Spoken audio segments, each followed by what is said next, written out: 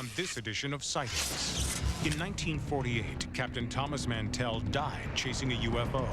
The Air Force said it was the planet Venus. Now, eyewitnesses tell us they saw the UFO. At that time, it was general procedure that nobody talk about UFOs. Diana Lubarsky never knew how to sculpt until she started dreaming of her death at the hands of the Nazis. Whatever happens, you remember this. You remember.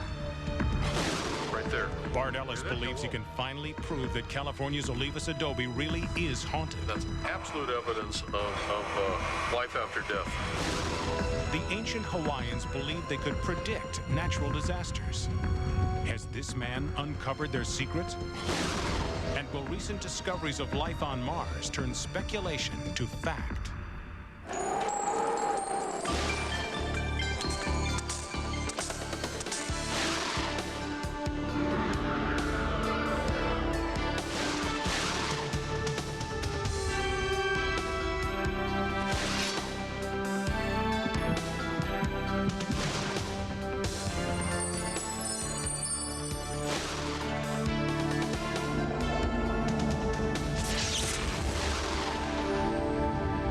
Welcome to Sightings. I'm Tim White. When Captain Thomas Mantell's P-51 fighter plane dropped out of the sky on the 7th of January, 1948, it created a UFO controversy that remains unsolved to this day. Did Mantell die at the hands of an alien astronaut, or was he, as the Air Force contends, mistakenly chasing the planet Venus or a weather balloon? Well, now, for the first time in nearly a half-century, key players in the Mantell mystery are about to talk.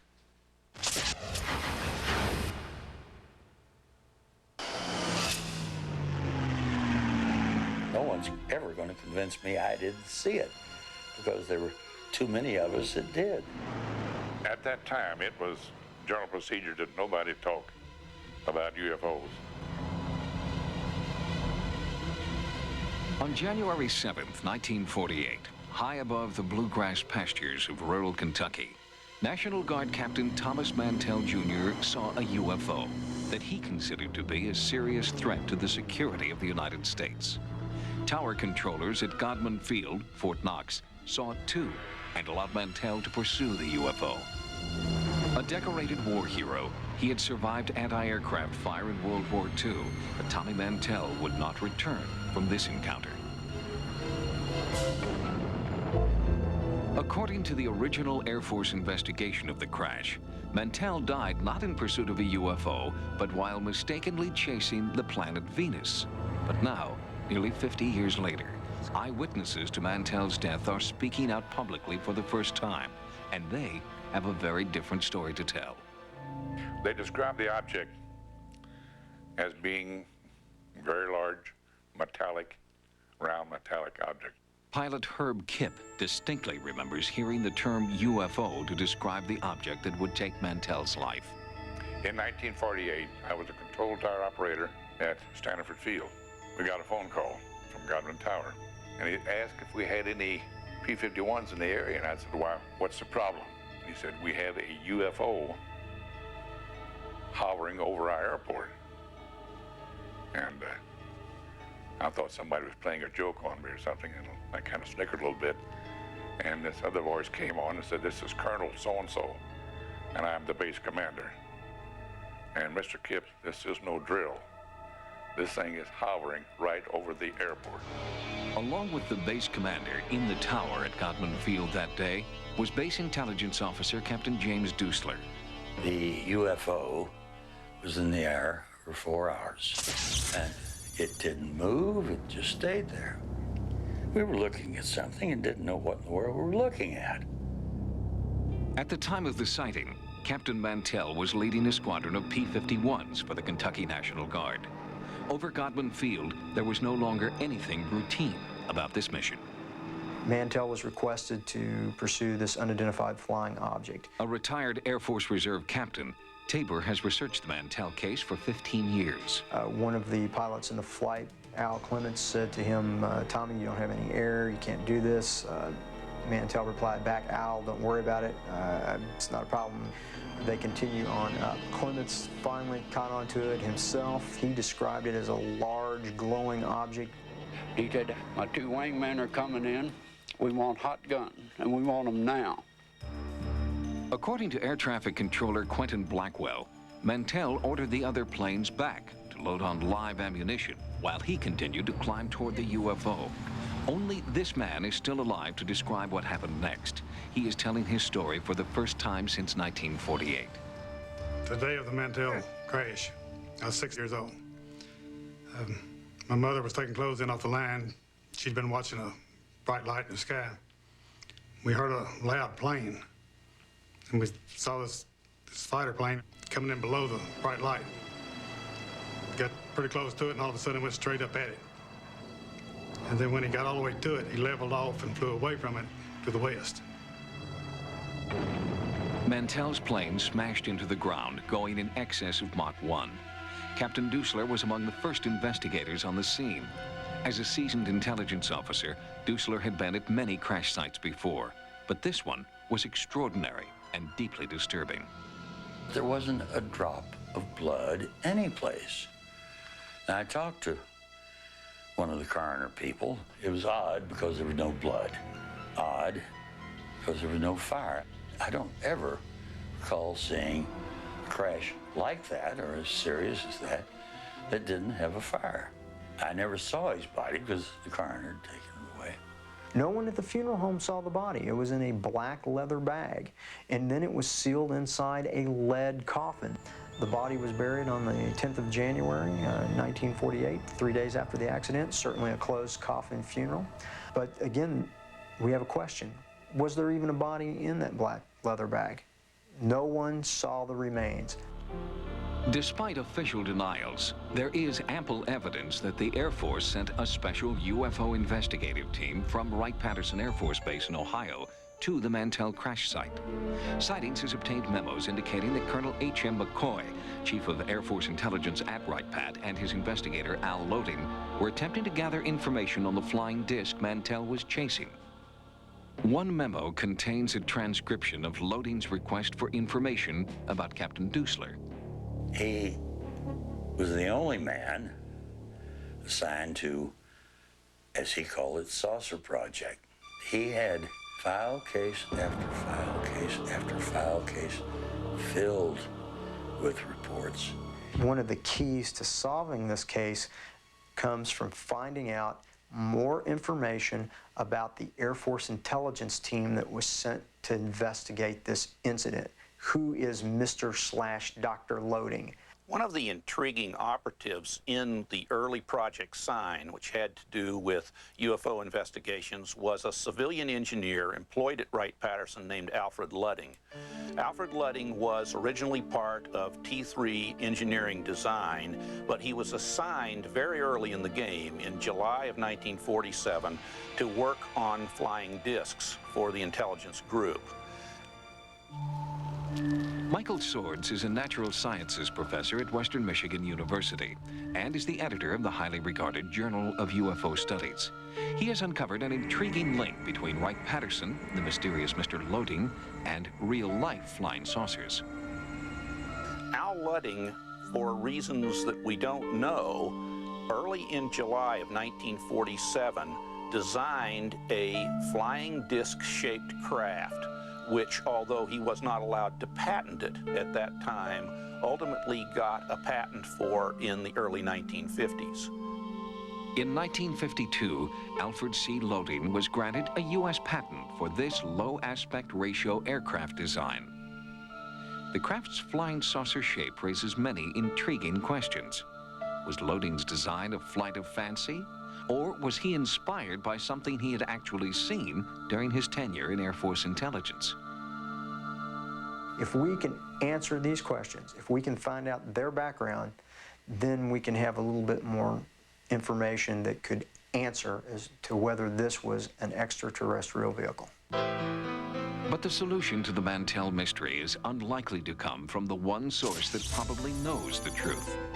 The Air Force explanation that Mantell died from anoxia, lack of oxygen, while chasing Venus, is contradicted even in their earlier report, recently obtained by Sightings. In this memo, written just after the crash and dated a decade earlier than the official report, Venus is ruled out as the UFO Mantell died for in the sky above his Kentucky home.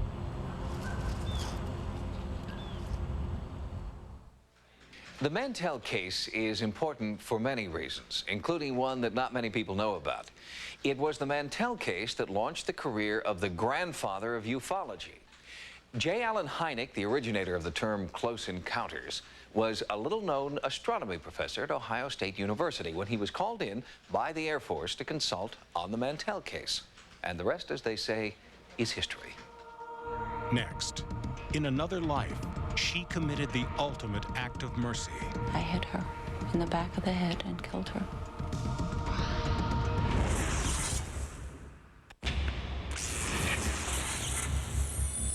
Recently, Sightings brought you the story of Bruce Whittier, a Nova Scotia farmer who believes he is the reincarnation of a Dutch Jew killed during the Holocaust.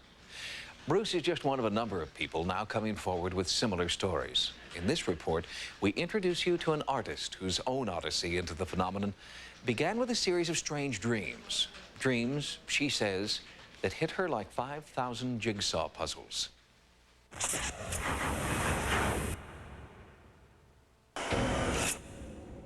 I didn't know what it was. I didn't know what hit me. It was something incongruous to my life, where I was dreaming of Holocaust, and I didn't understand why I was dreaming of Holocaust. Until the terrifying nightmares began, Diana Lubarsky's life was quite normal. Married with her first child on the way, Diana's mind was on the future and raising a family. But it was the past that invaded her dreams, beginning shortly after her son was born in 1974. And despite her limited artistic ability, Diana discovered she could sculpt powerful works of art inspired by her Holocaust dreams. As much as I want to paint, I can't paint. And as much as I want to play the piano, I can't play the piano. But these images come in my head and my hands go on the clay and it's almost effortless. Somehow or another, these thoughts and images and faces just intruded into my mind, and they were as real as my own life.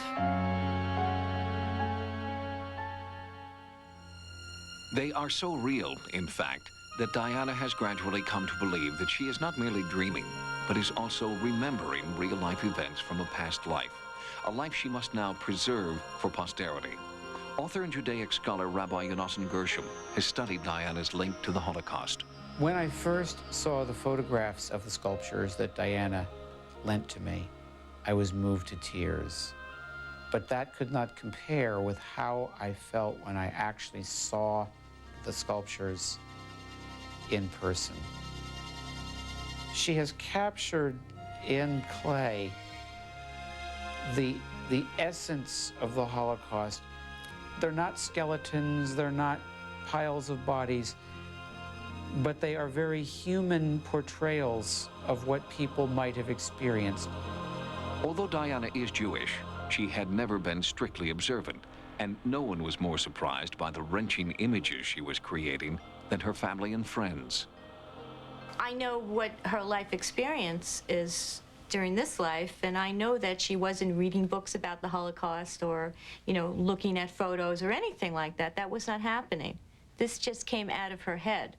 Artwork is something beautiful to look at, but only some artwork speaks. Rabbi Ben Romer was so overwhelmed by Diana's sculptures that he agreed to show them at the Jewish chapel at West Point. There's a sense of quiet pain. There's a place where you see what children have suffered, but there may be hope for the future. There's a sense of what was, what happened, and what could be. The Gentile world thinks of Judaism only in terms of the Old Testament and is often not aware that we have many stories about prophetic dreams, about visions, about memories of past lives. We do not seek to contact the dead, but it sometimes does happen that through a dream or a vision, someone from the other side may contact us. And when that happens, then we accept that contact as a gift from God.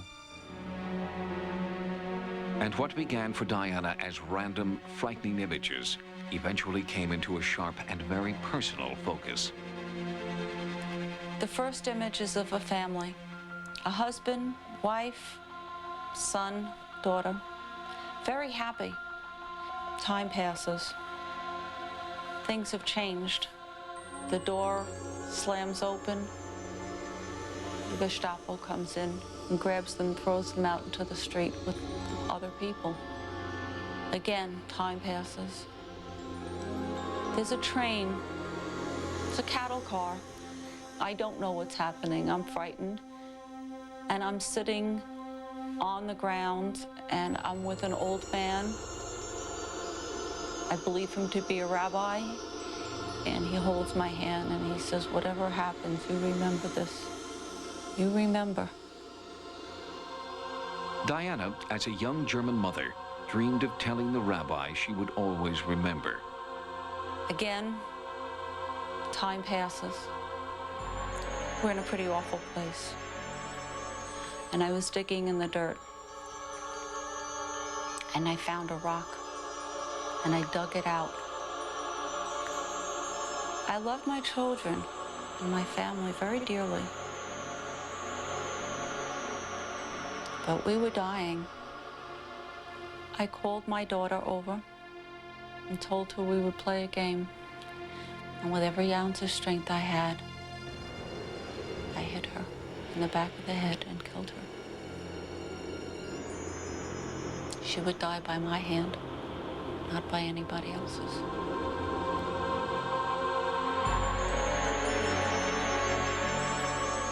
This horrible act of mercy haunts Diana to this day, and much of her work tells the story of those last desperate days. This is the family that I believe I was a part of, the father and the mother and the two children. These are the children that I gave the gift of life to, and ultimately these are the children that I killed, that I gave the gift of freedom, and I died with. In a case like Diana Lubarsky's, I think what convinces me is the general feel of her presence. I have met many, many Jews who have this strong connection with the Holocaust that goes deeper than history. And the only way that I can describe my reaction is that I see it in their eyes. They have old eyes. They show me somehow on a nonverbal level that they have experienced something from another life. One always hopes that whatever was good and wonderful, spiritually uplifting of those who came before us becomes part of us. How it gets to us, I don't know, but it's there.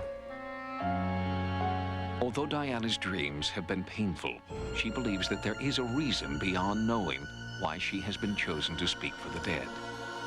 I think I'm a conduit from another time and another place for a whole bunch of people who died and perhaps didn't know why they died. And I can hear them in my head saying, who will remember me? How will they know that we were ever alive? How will they ever see us? Nobody in the world will ever know that we were living. And I answer them and I say, I will remember you.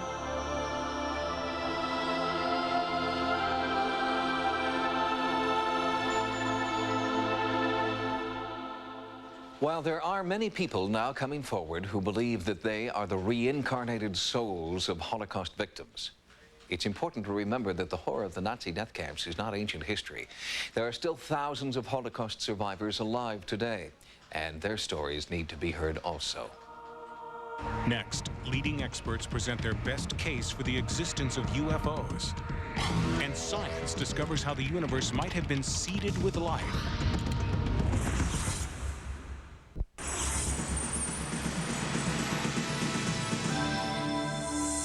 Here are some of the stories Sightings is following in the news.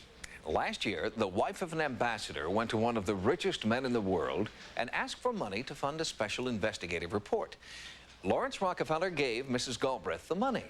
And now the report is in. It's called Unidentified Flying Objects Briefing Document, the best available evidence. In Brentwood, Maryland, UFO researcher Richard Hall is hopeful that the new briefing document will finally convince world leaders that UFOs are real. There is a great deal of ignorance about UFO history, so it's important to cut through all the tabloid kind of thing and get down to serious facts with people who can do something about it. The meticulously researched report taps the extensive files of the Center for UFO Studies, the Fund for UFO Research, and the Mutual UFO Network. It is the first cooperative attempt to legitimize UFOs to the world's important decision makers. The cases were selected on the basis of being well documented with such things as military intelligence reports, and they were chosen to represent many different countries. The case histories presented here cover the period from World War II to the present, and the document is especially compelling because it relies on highly credible eyewitnesses, including numerous military officers. The best thing that could happen from this project is that world leaders would begin to treat this seriously and band together to get something accomplished. And to do that, you have to get past this business where everybody thinks it's a kooky, crackpot subject. This document is not available to the public, but Sightings will reveal many of the details included in the report on a future program.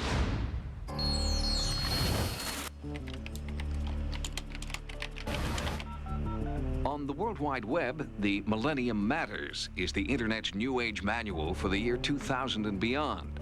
Click on icons like this to find links to all topics paranormal, spiritual, and environmental.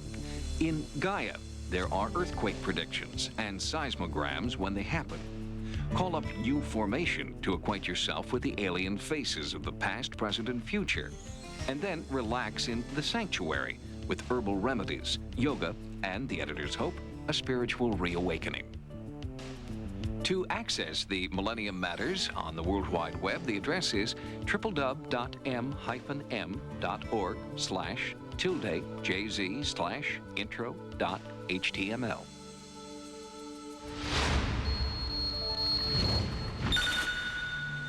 In Baltimore, Maryland, at the Hubble Telescope receiving station that has already brought us pictures of black holes and infant stars, new images just in may hold the key to the imponderable.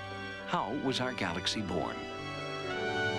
This is a picture of a distant galaxy. It was snapped in 1996, but because the image can only travel at the speed of light, this picture is actually 11 million years old. Hubble has found 18 giant clumps of stars whose configuration suggests that galaxies are formed from smaller groups of stars and gases which have been drawn together by gravity into a kind of cosmic kaleidoscope. This finding brings us one step closer to understanding the birth of our galaxy, but also leads us to wonder what forms of life have developed in this distant place in the past 11 million years. We'll have more stories from the news next time. Now, here's what's coming up on Sightings. Stories of ghosts haunting this historic California Adobe were never substantiated until Sightings brought in electronic voice phenomena expert Bart Ellis to listen. In particular, I'd like to hear from the lady in black.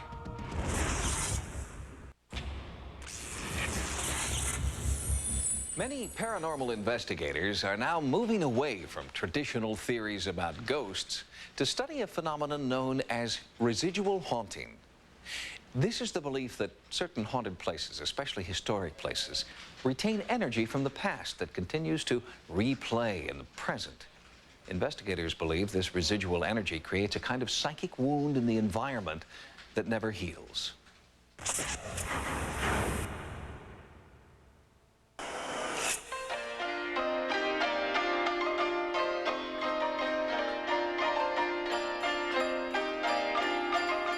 Sometimes this place is as peaceful and calm as my own living room. I feel very much at home here. Other times I come in and it's ice cold. And sometimes I really feel as if I'm being watched. Sometimes I feel almost like whatever is here doesn't want me here. Those days I go into the office and do paperwork. Richard Sennett is the curator of the Olivas Adobe in Ventura, California, one of the oldest surviving ranchos in the West. This adobe and the surrounding 5,000 acres were once the domain of Raimundo Olivas, the patriarch of one of the richest families in California. In 1972, the Olivas adobe was donated to Ventura County, and that's when the secret of the adobe began to leak out. Since 1972, there have been reports of ghosts here. It was at that time that we started to get reports of a woman in black being seen inside the house. First, park crews coming out to cut the grass and maintain the area would report seeing a woman inside the house looking out at them. And they thought it was someone who had broken in. So they would call the police. In fact, they called the police 5 or 6 times. And they would come inside, there'd be no one here. There were many stories about being watched, seeing the woman. Many of them I got from ex-employees. It seems that for some strange reason, after they had an encounter, they tend to quit. Dorothy Wilson is a volunteer docent at the Olivas Adobe and a former skeptic. Here I come out here, a non-believer, quite frankly, and then it happens to me? Hard to believe, really. It was early morning. Dorothy was alone in the adobe. Suddenly, there was a form, the lady in black. The best I can do is draw you a figure like that. And I don't know whether you could, how do you explain a figure like that? It's almost as if I had a black mantilla on and it covered me almost completely. Totally in black, you understand, with obviously the back toward me. I did a double take, stepped back and looked in the room. Whatever it was gone. Many historic sites are haunted. And I think there's a really logical reason why. They are historic sites because lots of passionate, violent, important things happened within those walls. All these emotions have played out within the walls of the rancho. The land was granted to Raimundo Olivas in 1841. He brought his bride, Teodora, here. They had 21 children. Their home was a social and political center until Raimundo died. Greed tore the family apart, and the fortune was squandered. In her last years, Teodora was destitute and desperately lonely. Toward the end, she was just reduced to a very low state. The family fortune was gone. Finally, she passed on. Many believe Teodora is the lady in black, but there are other women who also suffered and died in this house. I'm drawn into this room. Sightings asked psychic investigator Dr. Susan Stewart to tour the adobe. I recognized when I came here what people were referring to, the lady in black. You can see her in your mind's eye. Oh, all right. In this mirror, you'll be able to see her face. How would you describe the way you see her? Very wonderful, strong jaw and beautiful brows coming straight across. Defined face. It's a strong, powerful, attractive face. It's not actually a spirit. It's the clairvoyant memory of a spirit. So what that essentially means, clairvoyant, French word means clear seeing. So what's happening is we are seeing essentially a memory. We are seeing not what's actually occurring at the time, but what did occur many, many, many times in the past. So it's almost as though it's a piece of video or a film that's caught in a loop. Stewart and several other eyewitnesses described the lady in black as young, perhaps 18 or 19, the same age Teodora's daughter-in-law, Maria, was when she died in childbirth. To further determine the possible identity of the lady in black, EVP expert Bart Ellis set up digital recording devices throughout the Olivas adobe. EVP is electronic voice phenomena. It's a process of recording paranormal voices. We are hoping that we can have some of our unseen friends. We know for a fact that it is legitimate, valid phenomena, and it's one of the very few phenomena in psychic research that can be validated. We'd like to know who it is that's in this house. Who is it that's in this house? Can you identify yourself for us? Under scientifically controlled conditions and with new factory-sealed blank audio tape, recordings were made throughout the house, with particular attention paid to 3 hotspots: the sewing room, the children's room, and the master bedroom. Several hours of tape were recorded in what seemed like complete silence. The recordings were played back in a sound studio, and tape after tape revealed nothing. Then, one sound on one of the final tapes spoke to Bart Ellis. Right there. Hear that? Hello. Play it back.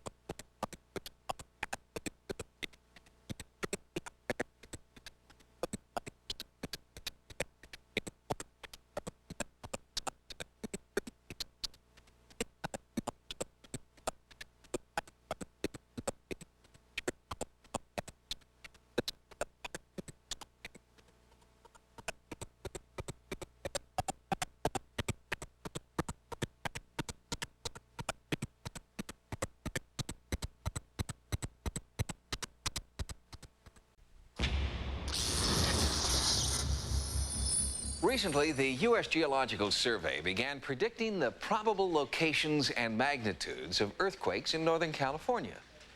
So far, their accuracy rate hasn't been very good. And even with state-of-the-art equipment and the best seismologists in the country, the USGS doesn't even come close to predicting earthquakes as accurately as one high school science teacher in Hawaii.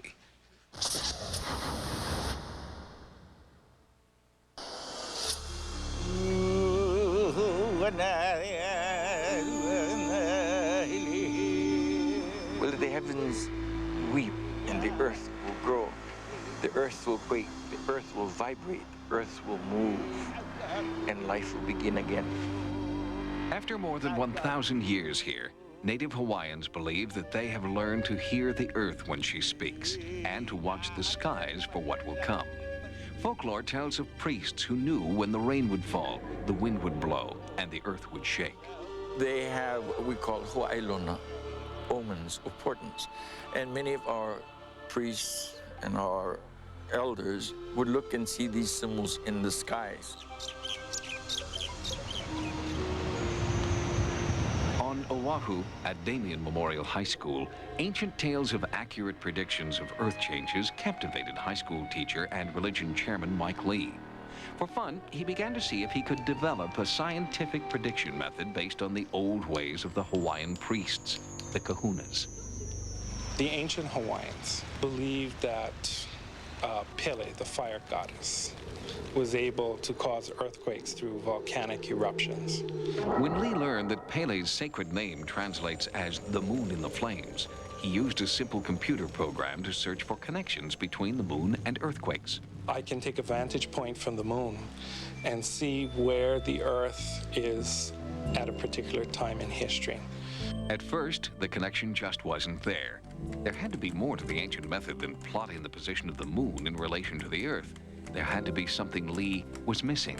And I was looking at the data, and I wanted to piece together how did the ancient Hawaiian priests actually predict earthquakes months in advance. He went back to Pele's name, the moon in the flames, and wondered if perhaps the ancients might be referring to the orange cast the moon takes on during a lunar eclipse. Pele, the volcano goddess, is seen in the sky during a lunar eclipse. And the Hawaiians had the theory that whenever a lunar or a solar eclipse took place, regular patterns of earthquakes would follow. Lee studied what was happening in the sky during famous volcanic eruptions and earthquakes of the past, and was startled to discover a definite pattern between Earth changes and both lunar and solar eclipses. On February 26, 1979, we have a solar eclipse taking place over the Pacific Northwest. 15 months later, we have the eruption in May of Mount St. Helens in 1980. And what we see here is the shadow moving from the Pacific Ocean right over Mexico City. 16 months later, we have almost an 8-point earthquake in Mexico City. Using a theory based on a 1,000-year-old method and his own modern formula, Lee began to see if he could predict future earthquakes the way he had charted historic ones. Class, I'm going to show you something pretty exciting. One day he came up and he says that he's finally got it, and he written down dates on the board. I'm going to predict an earthquake May 5th, which is a Friday, 1995. In 1995, in front of a small group of amused students, Lee predicted that there would be a quake near Hilo in 2 weeks. I pretty much felt like that it was, a try at, a reach at something that was unreachable. But the snickering stopped when an earthquake hit the Big Island within 1 week of Lee's prediction. My reaction to it was, I believed something that should not be believed. Since then, Lee has continued to predict the times, locations, and magnitudes of earthquakes worldwide, and he has an unnerving accuracy rate. And no one is more astonished than Lee that the ancient folk tales of his childhood seem to have scientific validity. The question is, so what's new? What else is new? John Keola Lake is a teacher and historian whose chants celebrate the rich cultural gifts of his ancestors. Lake believes that Mike Lee is merely reinventing what the ancient kahunas knew all along. They had quite a knowledge on knowing when catastrophes were coming about, when the next earthquake would come. Despite the accuracy of Lee's earthquake predictions, mainstream science has not embraced his metaphysically inspired theory. How can spirituality exist on the same plane as scientific evidence? I think that computers are the modern gods for us today. We rely on them. In the past, the ancient people relied on their belief system and their gods. So convinced is he that his method works, Mike Lee recently wrote to President Fujimori of Peru, warning him of a potentially life-threatening quake in that country. I think if we're going to make any progress in predicting earthquakes here on Earth, that we're going to really have to take a serious look at this. Lee is frustrated by the fact that more experienced scientists with more powerful computers have largely ignored his earthquake prediction method. But for the people of Hawaii, deeply rooted in the Earth and her mysteries, Lee's predictions are ancient history. According to the USGS, there was a moderate earthquake in Peru during the time Michael Lee said that there would be one. Lee predicted a 7.2. The actual magnitude was 5.3. If you're wondering whether it's time to pack up the china and crystal, you can get Michael Lee's upcoming predictions on the World Wide Web at www.damien.edu/lee.html. Next, the experts speculate on what happened to the life on Mars. Living organisms from Mars could very easily get to the Earth, very easily.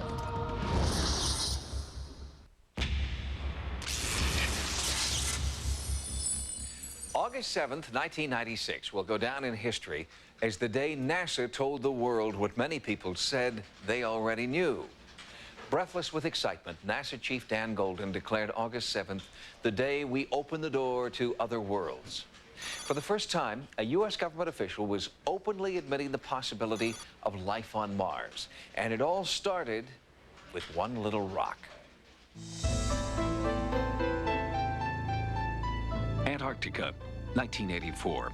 Just after Christmas, a team of American meteorite hunters had no idea that they had just made one of the most exciting scientific discoveries of the century. The day started out very windy and very cold. 29-year-old Robbie Score, a geologist from the Meteor Lab at the Johnson Space Center, saw it first. A rock glowing green in a sea of white. We were on this one ice field, which was the furthest ice field from the Allen Hills. There was no scenery. It was basically, you felt like you were out in the frozen ocean.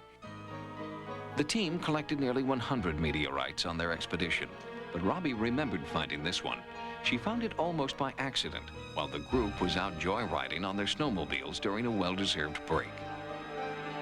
It's just really fun, and we were all really excited as we were leaving the areas when we ran into the rock that's now so famous. It sat in a lab for nearly 12 years before the discovery of something inside the meteorite propelled this hunk of rock into the headlines. The topography of Mars, so similar to our own, with its chinks and fissures, riverbeds and mountains, has captivated the scientific imagination for more than 100 years. At the turn of the century, Percival Lowell was the first American to suggest that there was life on our nearest planetary neighbor. In the 1920s, astronomer David Todd gained worldwide attention when he claimed to have successfully recorded radio signals from Mars. Since then, many members of the scientific community have continued to search for irrefutable proof that life, past or present, may exist on Mars. Now, some say that proof has a name, Meteorite 84001. Within this innocuous-looking rock are microscopic structures that look like fossils. And after analysis of the gases inside it, the general consensus is that the rock is Martian. It's pretty certain that these things came from Mars. There are just fingerprints of Mars all over these meteorites.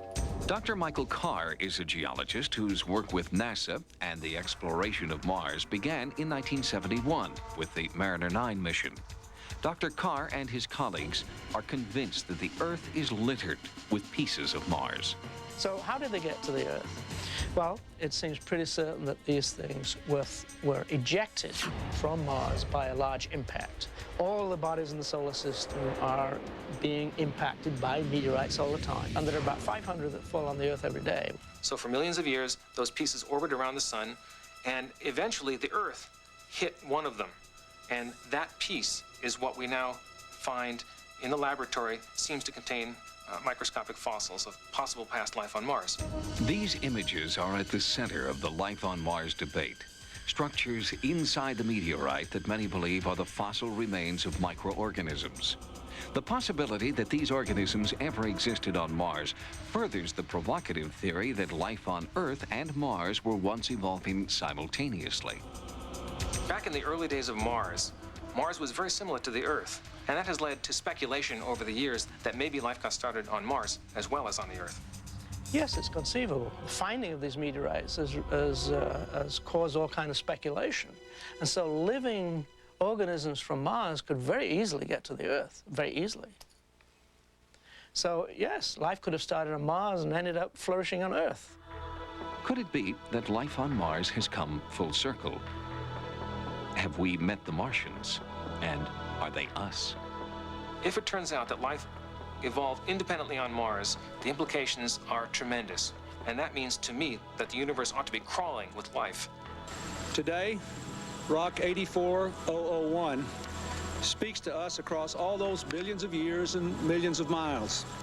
It speaks of the possibility of life. If this discovery is confirmed, it will surely be one of the most stunning insights into our universe that science has ever uncovered. Its implications are as far-reaching and awe-inspiring as can be imagined. Among the only sour notes sounded during the ballyhoo over the Mars rock was one comment from an unexpected critic.